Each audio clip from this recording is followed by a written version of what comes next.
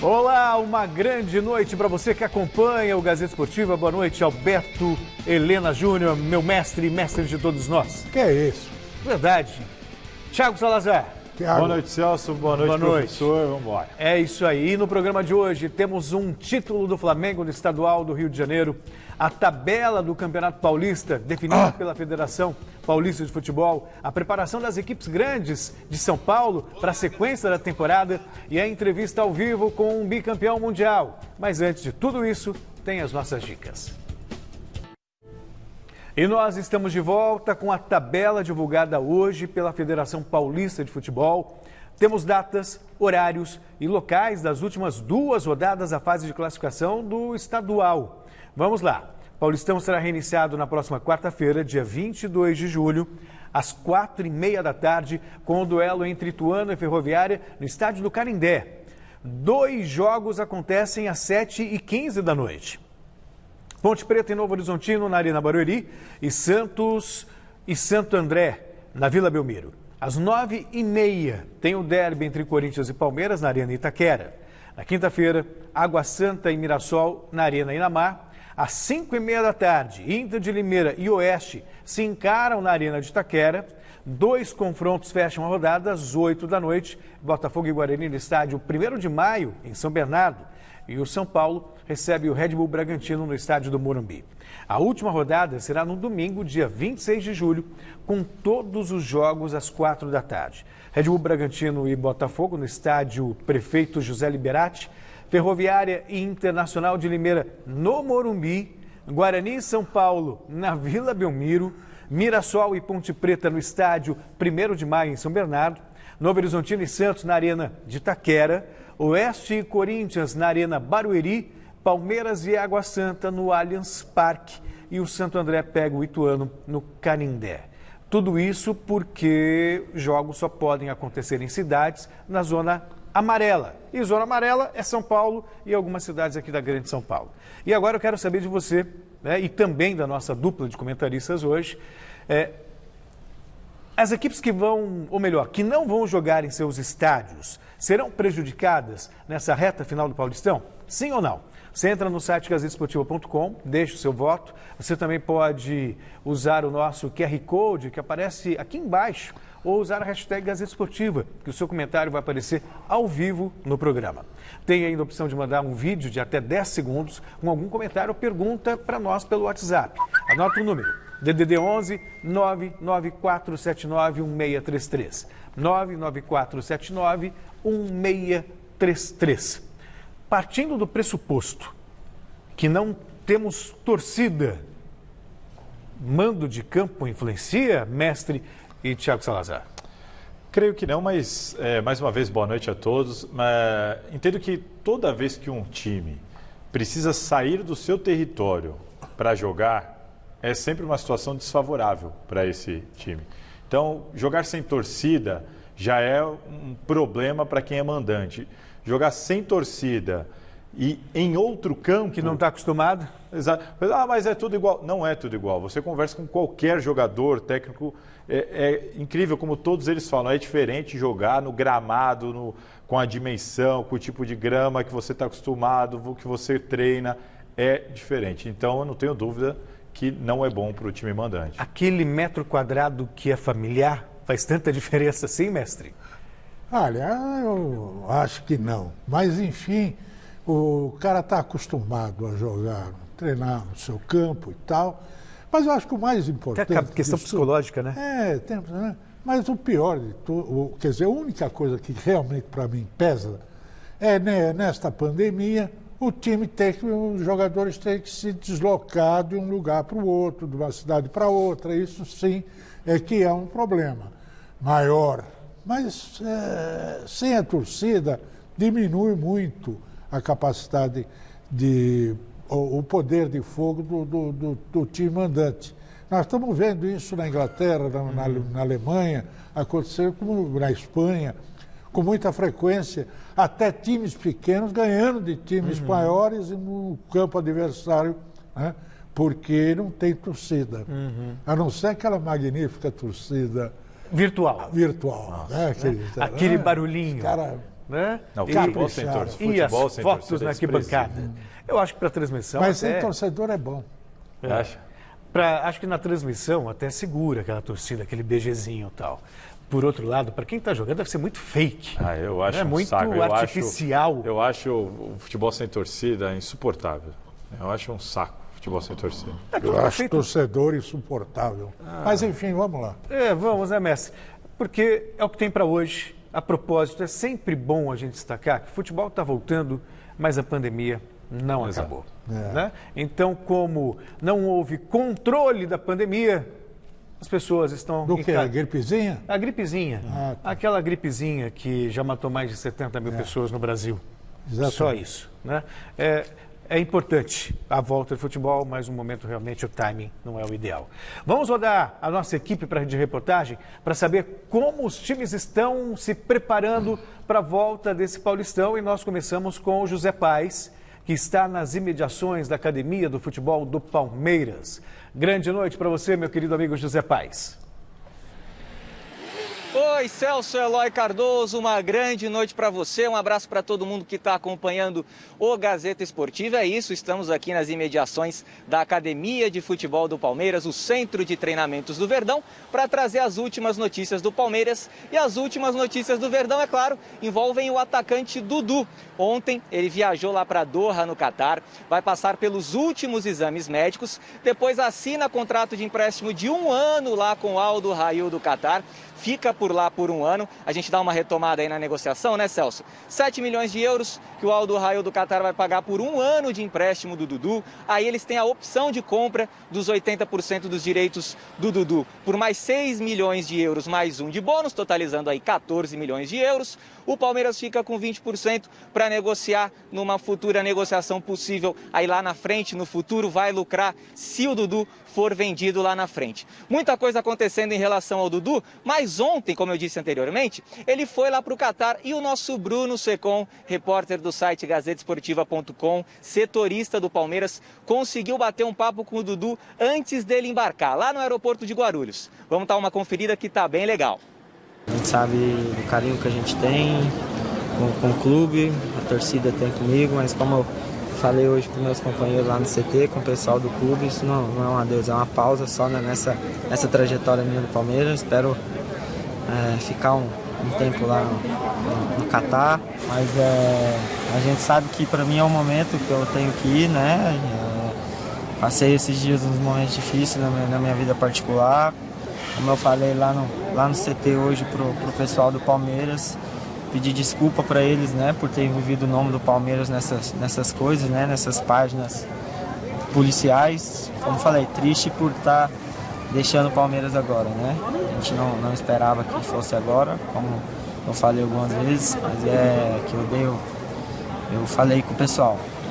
Não é um adeus, é um até logo, mas eu preciso desse tempo lá no Catar para mim fazer uma história lá, né? Construir uma história lá também no clube, que eles estão dando todo o respaldo para mim, estão me dando muita moral. Espero chegar lá e corresponder à expectativa deles.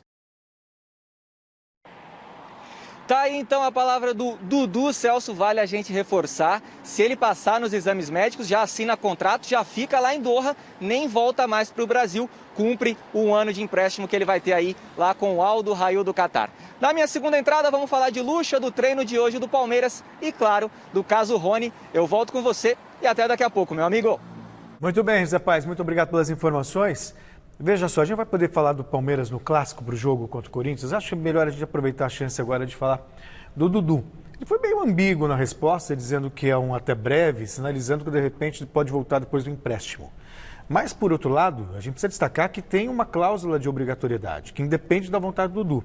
Então, se o time do Catar quiser contratar depois de 1 ano, é só depositar mais 7 milhões de euros, está tudo certo.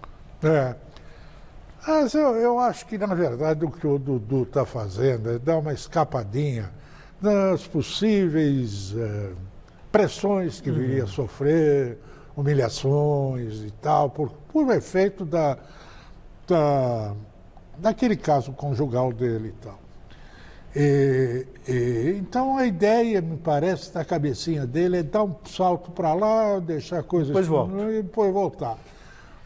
Mas tem esse lado do Qatar que precisa ser computado. Agora, o Palmeiras vai sofrer muito sem ele. Vai sofrer muito sem ele.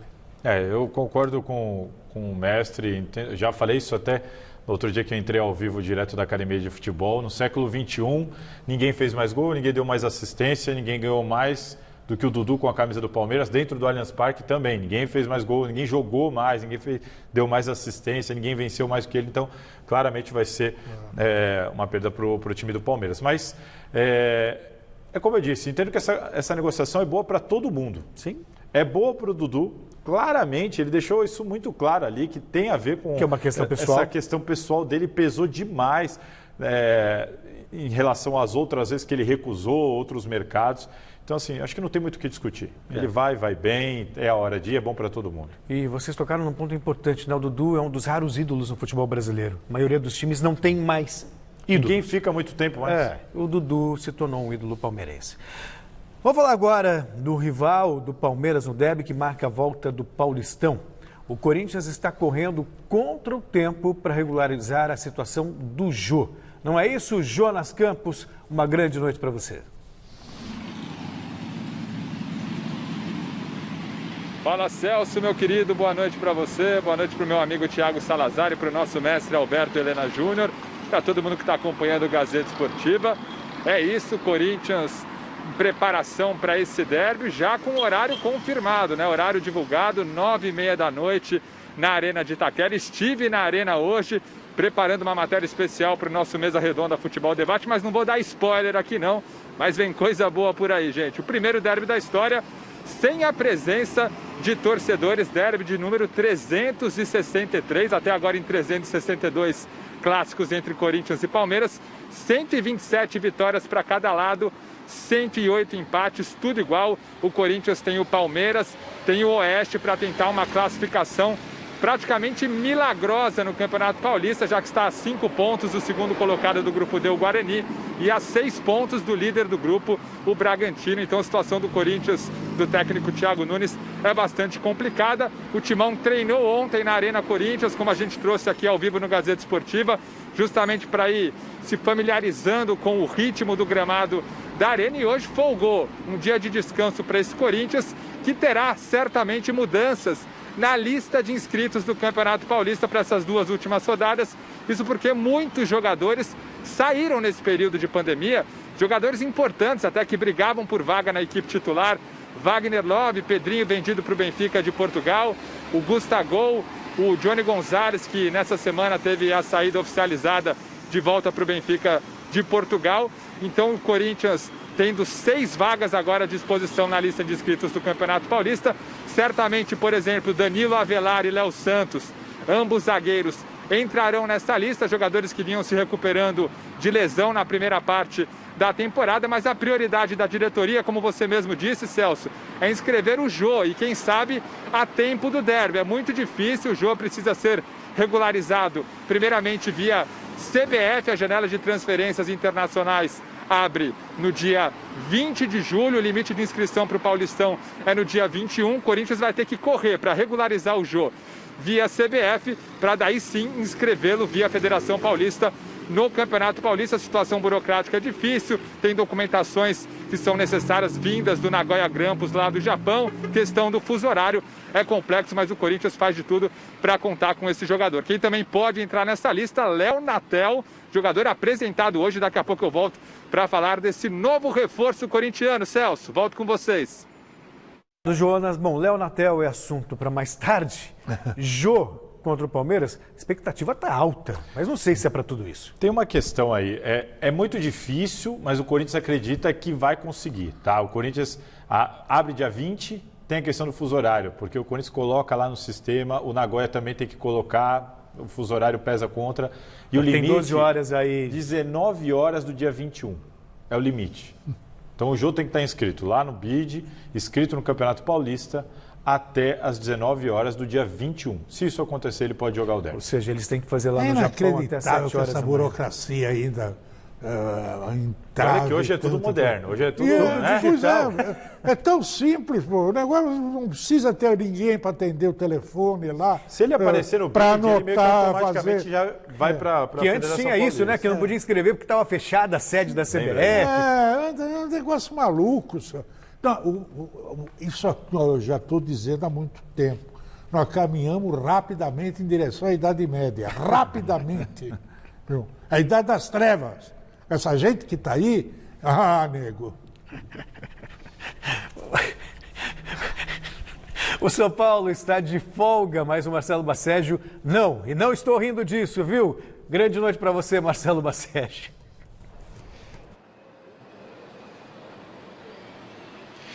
Muito boa noite, Celso Cardoso, mestre Alberto Helena Júnior, Thiago Salazar, a todos os amigos que acompanham o Gazeta Esportiva. A gente fala diretamente da porta aqui do CT da Barra Funda, onde hoje não teve muita movimentação. O técnico Fernando Diniz deu folga aos jogadores após uma semana de trabalhos intensos lá em Cotia. Após exatos 7 dias, os jogadores tiveram um dia livre para matar a saudade da família, recarregar as baterias para voltar com tudo para essa fase final de preparação para a retomada do Campeonato Paulista. E por falar em Campeonato Paulista, hoje saíram as datas, horários e locais das 2 últimas rodadas da competição. São Paulo que volta às disputas na próxima quinta-feira, às 8 horas da noite, no estádio do Morumbi, contra o Red Bull Bragantino, e depois terá, pela última rodada da primeira fase, o Guarani fora de casa. Mas esta partida não vai acontecer em Campinas, porque Campinas está na fase vermelha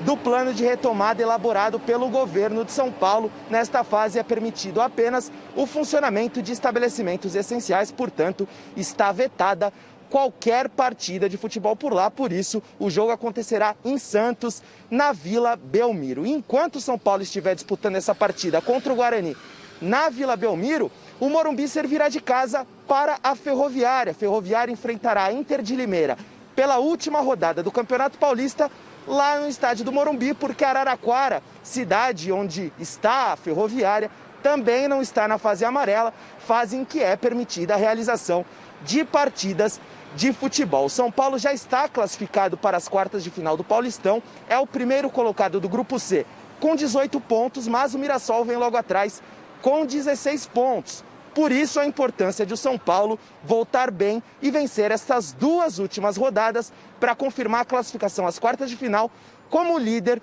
do seu grupo. Bom, agora eu devolvo a bola para vocês aí no estúdio, mas já eu estou de volta com mais informações do Tricolor.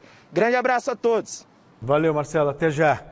São Paulo e Red Bull Bragantino, um jogo difícil para o São Paulo. O São Paulo era o time que vinha num crescendo maior, né, no campeonato, nessa temporada. Mas como agora volta? Começa a volta, não sabe.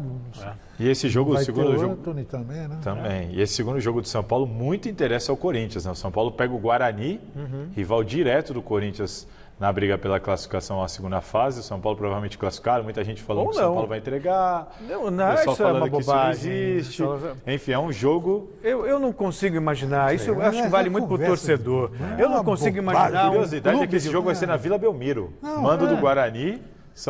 O São Paulo vai ser visitante na Vila Belmiro contra o Guarani. Mas de repente pode o São Paulo entrar em campo contra o Guarani precisando da vitória para ficar em primeiro lugar no grupo. Sim. Quer dizer, e também não me passa pela cabeça um clube de futebol entregar um jogo para prejudicar o outro. Não consigo imaginar isso. O nosso convidado de hoje aqui no Gazeta Esportiva é um dos maiores jogadores que já passou pelo futebol brasileiro, já passaram pelo futebol brasileiro nesse século XXI. Ele foi campeão estadual, nacional, continental, mundial, com as camisas do São Paulo e do Corinthians. Boa noite, Danilo. Muito obrigado por nos atender. O Paulistão vai voltar justamente com o duelo entre Corinthians e Palmeiras. E você, claro, tem muitas memórias desse confronto, já fez até gol. Qual o seu derby inesquecível? Seja bem-vindo e muito obrigado por participar do Gazeta Esportiva, Danilo. Boa tarde, é um prazer estar participando do programa aí, né? Ainda mais que eu já aposentei, parado, então a gente tem saudade desses bastidores aí. Mas com certeza, é um clássico. A gente sabe que é um jogo muito complicado, né? E eu tenho uma história muito bonita nesses clássicos aí em São Paulo, né? que nesses jogos assim sempre fazia gol, sempre decisivo, ou um passe, ou fazendo gol. Então é um jogo que eu sempre, que quando tenho, eu me lembro bastante, que eu era muito feliz nesses jogos. E qual foi o principal jogo que te marcou, que você participou? Então, tem uma história bonita que foi no Palestra Itália, na volta do Palestra Itália, né? O primeiro clássico que teve lá, o Corinthians ganhou de 1-0 e o gol foi meu, né? Então, fiz vários gols contra o Palmeiras, mas eu coloco isso aí. Eu jogando pelo Corinthians, na estreia do Palestra Itália agora, no Estádio Novo, eu fui o primeiro jogador a fazer um gol lá, né? Num clássico. Então, vai ficar marcado. Com certeza, quando alguém falar quem fez o primeiro gol na volta do Allianz Parque num clássico, foi eu. Inspirado no Zidanilo, que era um ótimo passador, então eu vou passar a bola para mestre Alberto Helena Júnior e Thiago Salazar. Danilo, você é um dos raríssimos meia-armadores, né, típicos, aquele jeito que... o pessoal hoje faz uma confusão aí, viu, Danilo? Eu sou camisa 10, 8, não sei o quê. Não pode ser 10, pode ser 8. Antigamente podia ser 10 ou 8. Mas era o meio armador, era aquele cara que saía do meio de campo distribuindo o jogo, como o Gerson faz hoje no Flamengo. O que é raro, o Ganso fazia quando tinha condições. 3 ou 4 jogadores como você atuavam nessa posição com realmente sabedoria. Me diz uma coisa, por que é que essa figura do meio armador, que no Brasil era um celeiro, tinha para burro. Por que é que esse jogador tão essencial no jogo de futebol, ele está sendo escanteado? Quer dizer, é difícil de produzir jogadores assim no Brasil. Então, eu acho que isso hoje em dia vem da base, né? Eu acho que Deus da base hoje em dia já é assim. Eu acho que o futebol caminhou muito, tem vários times aí que começou a ser campeão jogando com 3 volantes, 3 atacantes, sem esse meio cadenciador de jogo, né? Então, e na minha opinião, para mim é essencial, porque às vezes no jogo tá difícil, tá complicado. No meu caso, por exemplo, no São Paulo, todo time que eu joguei, eu sempre era aquele desafogo, né? Quando apertava, jogava a bola em mim. Porque ele eu segurava, cadenciava o jogo, tocava, tinha curto, tinha um lançamento, eu priorizava a tabela, a posse de bola. Só que o futebol brasileiro nos últimos anos mudou um pouco, né? Então, às vezes, tem time aí que joga com 3 volantes, 3 atacantes, sem nenhum meia, né? Então, o jogo ficou muito com marcação e velocidade e sem esse jogador que cadencia. Então, acho que está cada vez mais escassa no futebol brasileiro, né? Eu acho que tem o Alex, essa característica, né? E a gente vai parando no futebol, vai aposentando, esses jogadores vai faltando. Então, tem que surgir mais, né? Na minha opinião, isso aí já vem da base, é uma coisa que tem que trabalhar, porque esse jogador, na minha opinião, é fundamental em qualquer time. E ainda tem treinador que pega esse jogador criativo e bota para jogar na lateral do campo. Lateral do campo. Que é um absurdo. Thiago Salazar. Danilo, prazer falar contigo mais uma vez, agora aqui no Gazeta Esportiva. Eu acho até que o Danilo foi modesto, porque ele fez gol em derby, no último segundo ele vai lembrar, no Pacaembu, evitando a derrota do Corinthians.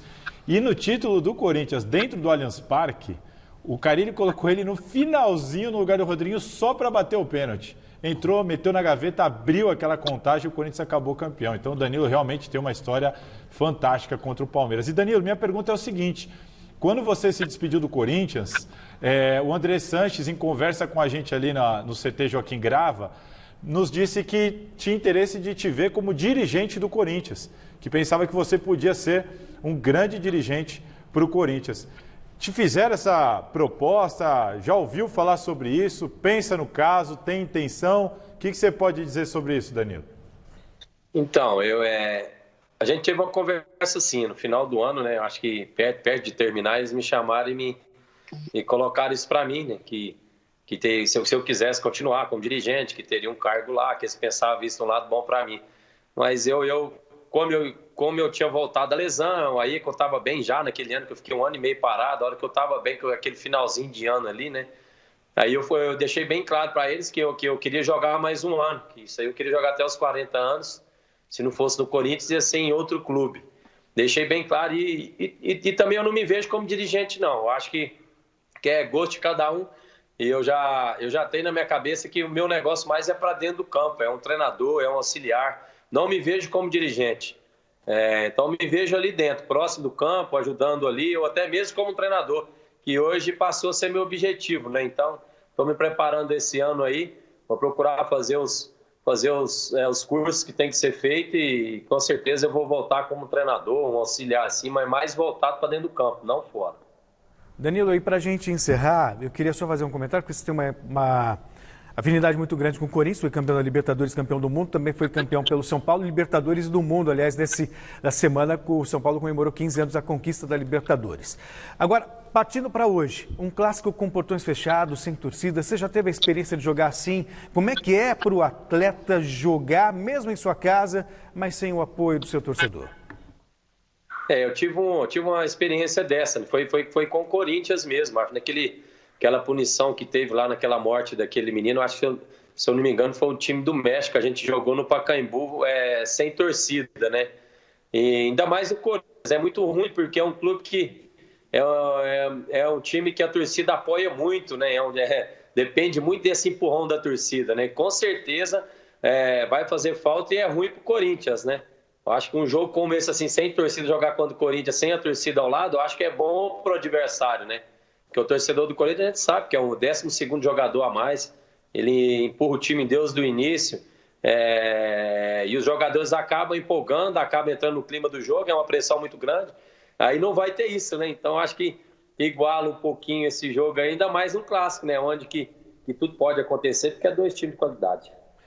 Danilo, eu queria agradecer mesmo por você disponibilizar um tempinho para conversar com a gente. Sempre um prazer falar contigo. Você que foi bom de bola e também é bom de papo. Uma grande noite para você e obrigado pela participação no Gazeta Esportiva, tá? Seja sempre bem-vindo. Obrigado, um abraço para todos. Outro abraço para você. E já tem recado da galera pelo WhatsApp. Vamos ver. Boa noite, Celso, Salazar, Alberto, Antônio Scott de Santo André. Corintiano, e na minha opinião, as equipes que vão jogar fora de seus campos serão prejudicadas, sim senhor. Abraço. Boa noite, Thiago, boa noite, mestre, boa noite, Celso Cardoso, Júlio do Hermelino Matarazzo, Zona Leste. Então, o time que não pode jogar em casa é prejudicado, sim, com certeza. Boa noite, turma do Gazeta Esportivo, eu sou o João aqui da Zona Sul.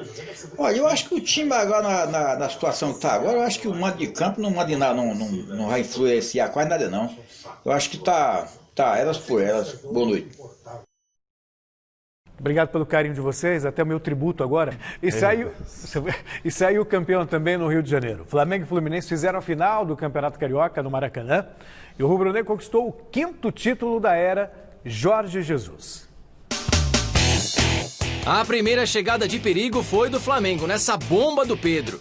A resposta do Fluminense veio com o Evanilson, que chutou na rede pelo lado de fora. O William Arão arriscou de fora da área e tirou tinta da trave.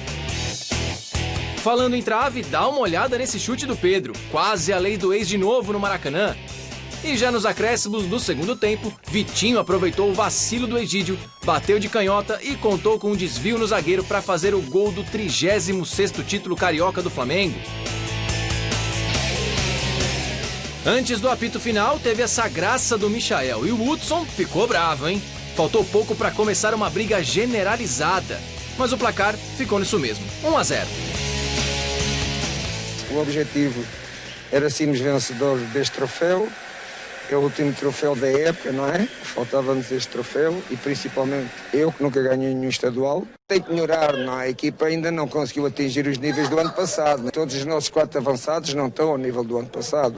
Nós enfrentamos uma das melhores equipes da América, se não a melhor. Jogamos, acho que não só de igual para igual, mas melhor. Também em muitos momentos, o que nós fizemos nesses 3 jogos, eu tenho que só aplaudir de pé e parabenizar os jogadores por toda a dedicação, por todo o esforço. Eu tô rindo aqui porque vocês não imaginam o que tá rolando nos bastidores. O episódio Michael tá a maior discussão aqui. Eu não sei se eu puxo por aí e depois eu vou pro Jesus, por aí. Para mim o Michael não precisava fazer aquele charme todo e derrubar aquela confusão. Merece, porque olha, eu vou explicar por quê. Eu vou explicar por quê. Espera aí, deixa eu falar, depois você fala. Um de cada vez, senão o cara lá não vai entender, o nosso amigo que está lá dentro. Não, mas é que o senhor me deixou irritado aqui no... Não, mas eu fico irritado, engole a irritação, porque é natural. Isso faz parte da civilidade. O mestre está defendendo essa palhaçada que o Michael fez. O Fluminense precisava ganhar o jogo, tá certo? Certo. Agora, o Fluminense é um time brasileiro com mentalidade brasileira atual, dessas gerações. Retrancado, fechadinho. Vai lá, jogou retrancado, precisava ganhar. E jogou retrancado. O Flamengo, que não precisava ganhar, mas como tem um técnico e tem uma equipe estrangeiro... A jogadinha do... Ah lá. Eles passaram... O Flamengo passou o jogo inteiro tentando fazer gol, só foi fazendo... Bom, então, contra um time medroso, covarde como o Fluminense, qualquer drible acima do convencional é muito bem-vindo, viu? Parabéns, Michel, parabéns. Continue fazendo isso. Eu, se estou no campo, vou com o pé no pescoço. É claro, é a mentalidade do brasileirinho. Por que não faz por com a isso que eu bola? disse que não Por que quero... não faz quando está valendo de verdade? Por isso que eu disse que... Ganhando de 1-0, vai lá no escanteio, 48 do segundo tempo, aí todo mundo é malandro. Ele faz sempre eu nunca vi ele fazer isso daí. Nunca vi o Michel fazer isso A daí. propósito... E é Michael, não é Michel. Falei Michael. O Jorge Jesus. 5 títulos, ele tem mais títulos 4 em um derrotas. ano do que derrotas.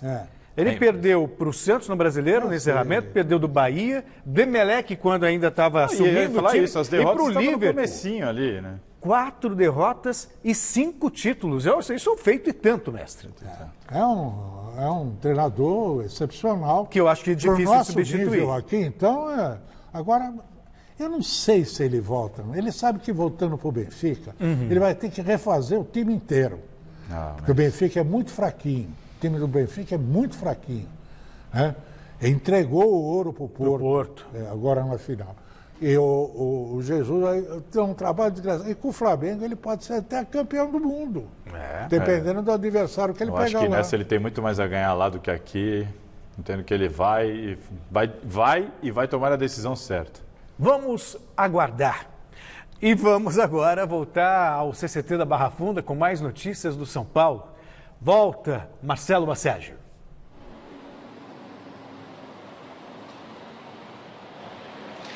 É isso, Celso. Voltando a falar um pouquinho sobre o São Paulo, um fato que tomou conta do noticiário não só do Corinthians, mas também do Tricolor, foi a apresentação do Léo Natel como novo reforço do jogador, como novo reforço do Timão. Bom, o Léo Natel havia assinado um pré-contrato com o Corinthians em janeiro deste ano.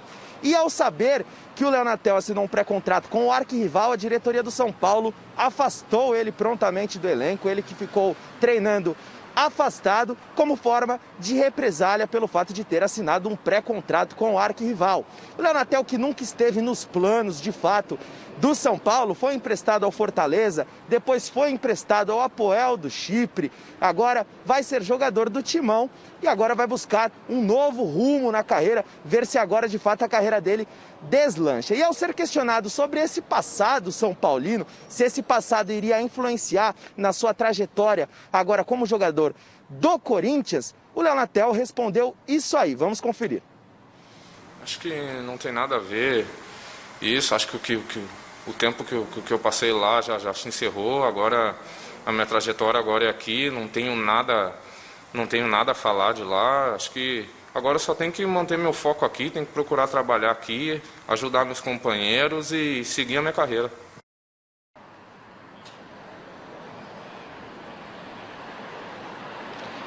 Tá aí o Léo Natel, que não treina com o elenco desde janeiro deste ano. Mais do que isso, ele não atua em uma partida oficial desde maio de 2019. Então, certamente, o Léo Natel vai levar um tempo para ficar à disposição do técnico Thiago Nunes. Faz muito tempo que o Léo Natel não joga uma partida de futebol. Vamos conferir como o Léo Natel vai se comportar agora com a camisa do Corinthians. Deixou o São Paulo para trás. Bom, essas eram as informações do Tricolor. Agora eu devolvo a bola para vocês aí no estúdio. Um grande abraço a todos.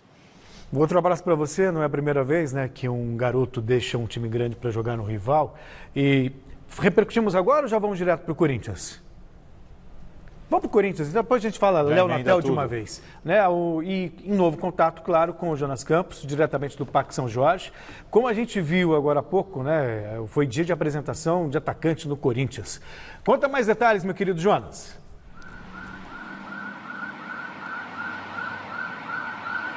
É isso, Celso. Dia de apresentação do atacante de beirada, Léo Natel.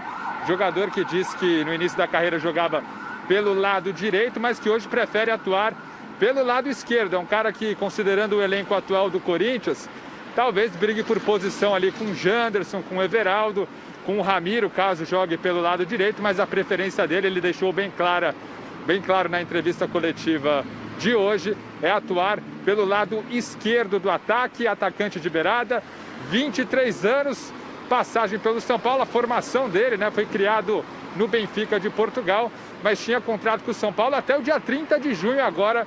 O Léo Natel, que chegou a atuar em algumas ocasiões quando o Rogério Ceni era técnico do Tricolor, depois foi para o Fortaleza, para o Apoel do Chipre, e aí agora recentemente voltou ao São Paulo, mas tinha um pré-contrato também com o Corinthians desde janeiro, depois que optou por não renovar com o Tricolor, vinha treinando separadamente, não atua desde o ano passado, e hoje na entrevista coletiva ele contou um pouquinho sobre esse último ano tumultuado, sem jogos oficiais praticamente, né, sem atuar em partidas oficiais, e a escolha pelo Corinthians, agora o novo clube do jovem atacante Léo Natel, de 23 anos. Vamos ouvir o novo reforço corintiano. Desde maio do ano passado, quando eu voltei, eu não tive mais partidas, não atuei partida oficial. Eu retornei para o São Paulo. Desde lá, quando eu cheguei lá, eu tive algumas opções para sair, inclusive para fora do país, só que não teve acordo. Então eles propuseram uma renovação de contrato para mim, onde eu não aceitei a renovação de contrato, não houve acordo, e desde lá então eu aceitei, apareceu a possibilidade de vir para o Corinthians. Eu aceitei esse desafio de vir para um grande clube que é o Corinthians, e desde lá então eu passei a treinar separado. Fiquei treinando separado, sabia que tinha um tempo que poderia demorar para mim vir, mas eu tenho certeza que valeu a pena, vai valer a pena eu ter esperado esse tempo para vestir essa camisa. Aí o Léo Natel, novo reforço corintiano, contrato até 2024, é bom lembrar. Deve ser inscrito no Campeonato Paulista, já que o Corinthians tem 6 vagas, né, como a gente já trouxe essa informação, a serem preenchidas na lista de inscritos, mas dificilmente deve jogar justamente pela falta de ritmo de jogo, não atua desde o ano passado, mas futuramente, quem sabe, né, o Corinthians, pelo menos pelo que a gente conhece do Thiago Nunes, deve ter o Ramiro como titular na ponta direita. Na ponta esquerda ninguém se firmou ainda por ali, né? Nem o Janderson, nem o Everaldo. Jogadores importantes que brigavam por essa vaga acabaram saindo agora durante a pandemia. Wagner Love, o Johnny Gonzalez. Enfim, quem sabe o Thiago Nunes gosta de apostar em jogadores jovens. Fica essa expectativa desse jogador, novo reforço corintiano, Léo Natel. Celso, eu volto com vocês. E o Corinthians amanhã volta às atividades que, como eu disse hoje, folgou. O time do elenco do técnico Thiago Nunes deu uma descansada hoje, depois de ter treinado na Arena ontem. Descansinho hoje e amanhã, retomada das atividades para no dia 22 encarar o rival Palmeiras. Celso Cardoso, volto com vocês. Muito obrigado, Jonas Campos. Mestre, o senhor que é muito ligado na base, tem maiores informações sobre o Léo Natel? Confesso que o meu conhecimento é pífio em relação ao Léo Natel. Eu queria até saber se ele é parente do Laudo Natel, dos descendentes do Laudo Natel, né? Não, mais jogando no São Paulo, né? Pois é. Mas esse eu acompanho muito essas categorias, pela televisão, claro. E não me lembro de ter visto alguma coisa excepcional nesse rapaz, não. Pode ser que seja um grande jogador, mas eu não sei. Para despertar o interesse de um rival, né? Quando fui setorista do São Paulo, ele jogava ali na base do São Paulo. Como a gente acompanha diariamente ali o time profissional, acabei nunca vendo ele de fato em campo, porque o São Paulo também não o usou, né? Ele subiu, mas nunca entrou em campo, até Não, ele parece que fez um jogo, né? Mas não era o jogo oficial, então assim, não deu para saber, não deu para ver nada. Depois ele jogou bastante lá no Fortaleza, jogou no Apoel. Eu também confesso que não sei, mas o que eu posso dizer ele era muito bem falado no Morumbi. Quando a gente conversava com o pessoal lá de São Paulo, todo mundo falava muito bem. Existia uma expectativa grande, e aí um problema contratual, problema deles lá, acabou saindo, ficou treinando separado. Quando ele disse, não vou renovar o São Paulo, então você também não treina com o elenco. Então ele tem um tempo de inatividade muito grande. Ele está com o Corinthians agora, nem com o elenco ele está treinando. Ele está com o departamento físico só, treinando à parte. Então ainda vai demorar um pouco para a gente ver o Léo Natel no Corinthians. Mas o Jonas falou que a gente deve ter amanhã o Corinthians volta, folgou hoje. E o Corinthians tem tudo para ter um dia agitado, uma sexta-feira agitada, porque o Corinthians anunciou aqui que amanhã, às 11h30 da manhã, o presidente André Sanches, ao lado do gerente financeiro Roberto Gavioli, eles vão conceder uma entrevista coletiva virtual, por videoconferência, amanhã às 11h30. Inclusive estarei nessa, não sei se o Jonas vai estar nessa, porque o Jonas ganha folga pra caramba, mas eu estarei nessa. E acho que assunto financeiro do Corinthians é o que não falta, né? Até porque existe esse representante do financeiro já deu declarações, inclusive falando sobre a situação calamitosa do Corinthians, questionando algumas questões da gestão. Então, nada mais justo que os dois falem sobre o tema. Mas uma coisa curiosa, quem vai estar ao lado do Andrés é o Roberto Gavioli, que é gerente financeiro.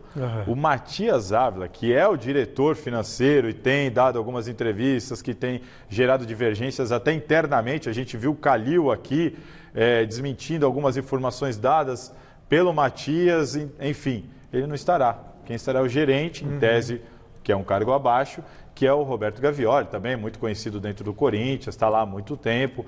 Enfim, são tantos processos, tantos problemas financeiros. Hoje a gente teve a notícia do Magrão, que ganhou uma causa em cima do Corinthians, então é mais 1 milhão Magrão, e 600. o volante. Que foi do o Palmeiras. ex-volante, aposentado, jogou no Corinthians em 2006. Sim. Então, assim, amanhã temos notícia, fiquem espertos aqui no Gazeta, no site, porque 11h30 da manhã, André Sanches e sua equipe financeira vão tentar explicar essa situação. É porque a justiça funciona desse jeito. O Magrão jogou no Corinthians quando? 2006. 34 jogos. 2006. Ou seja, 14 anos. Não, mas ele entrou em 2009.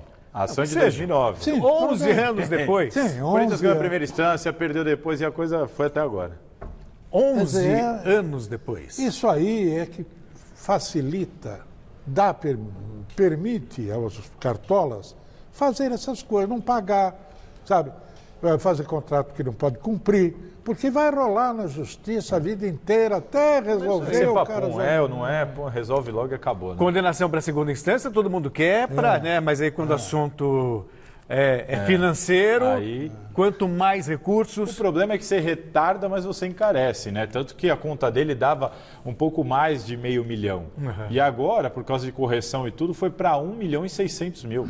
Uma poupancinha que ele tinha. O Corinthians está se especializando em contratar atacantes e não utilizar. Contratou o Davó, aquele Mati, que era do CSA. O Davó agora nem pode usar, por enquanto. Também tem vai e contrata Luigi, e acaba... Se a gente vamos ficar aqui o programa inteiro. André Luiz e por aí vai indo. Bom, Corinthians acho que deu por enquanto, né? E o Palmeiras também ganhou um reforço. E esse sim tem presença garantida no banco de reservas no derby da próxima quarta-feira. Não é isso, José Paes? É isso aí, Celso Cardoso. O Pô fechou, tá certo, ele tá de volta, tá garantido no derby do banco de reservas para comandar o Palmeiras. Ele que voltou a comandar as atividades aqui na Academia de Futebol presencialmente ontem. E aí ele aproveitou para bater um papinho com o pessoal da TV Palmeiras, a TV oficial do Verdão, lá no YouTube, falando sobre essa volta dele às atividades aqui na academia. Papo bem bacana, vamos conferir. Muito legal o primeiro dia, né? Voltei, estou muito feliz, a família palmeirense aí já acabou, né? Estou de volta e já participei do treinamento hoje na parte tática aí do time, fazendo já algumas coisas. Estava recebendo informação todos os dias, né? E trabalhando de casa com os assistentes. E então deu para chegar sabendo o que o pessoal estava fazendo. Foi legal. A volta ficar em casa é ruim, ficar sem trabalhar é ruim, está acostumado a vir todos os dias, está naquela agitação do futebol, é muito ruim. E voltar é muito legal, tá nativa, se sentir útil, né? Eu achei muito legal a volta.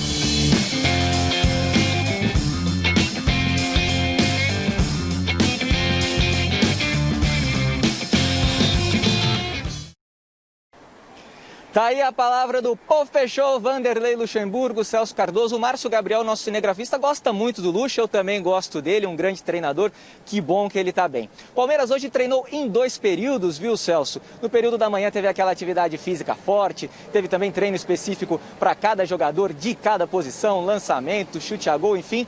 É o Palmeiras que vai se preparando para o derby, para a volta, para a retomada do Campeonato Paulista.